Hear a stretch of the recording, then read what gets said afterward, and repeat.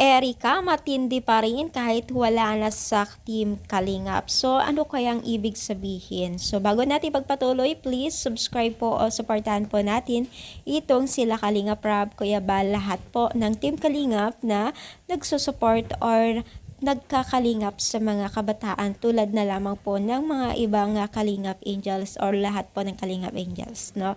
So for today's video nga po, pag-uusapan po natin na talaga naman pong grabe ang mga taga-supporters po ni Kalingap Edo at Erika, no? So nakikita ko talaga sa mga comment section na talagang todo support pa rin sila kay Erika at ayaw nila na may nambabas kay Erika, no? So may mga ilan kasing komento na nambabas kay Erika, pero talagang alam mo ba yung kino-cover o cover na cover itong si Erika sa mga taong hindi po sang-ayon sa kanya o mga nagsasabing hindi maganda sa kanya.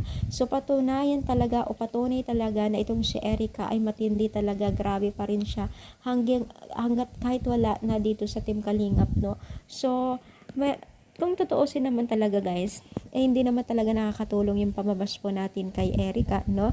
Kasi unang-una ay nakitaan naman po natin itong si Erika ng magandang moves or wala naman po siyang wala naman siyang negatibong ginawa. Yun nga lang po ay hindi lang siya talaga nagpa-click na sa atin, no? Kasi masyadong private o masyadong privacy po ang gusto ni Erika. Kaya naman po ay hanggang ngayon po ay wala pa talagang payag ni Erika. At syempre itong si Erika ay nagbibigay naman po ng mga latest update po sa kanyang mga social media account na kung saan po ay masaya talaga siyang nagbibigay ng mga latest update po sa patungkol po sa kanyang pag-aaral o patungkol po sa kanyang mga TikTok or what else man dito sa social media account niya. So, yun naman po ay wala naman pong masama, di ba ho?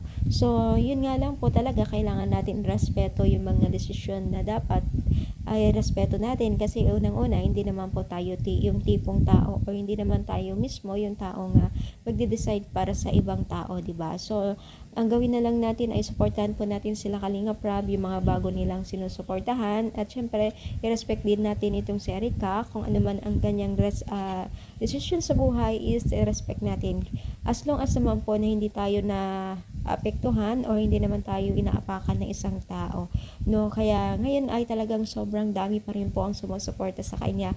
Ramdam natin, nakikita po natin sa mga comment section kung saan po ay talagang maraming nagmamahal. So ano yung masasabi dito sa ating box for today's video? Comment down po dito sa baba at palike na rin po ang ating video. So guys, supportahan po natin ang YouTube channel ni Kalingap Rob, Kuya Balat po ng Team Kalingap sa pag-charity vlogger. Thank you and God bless po.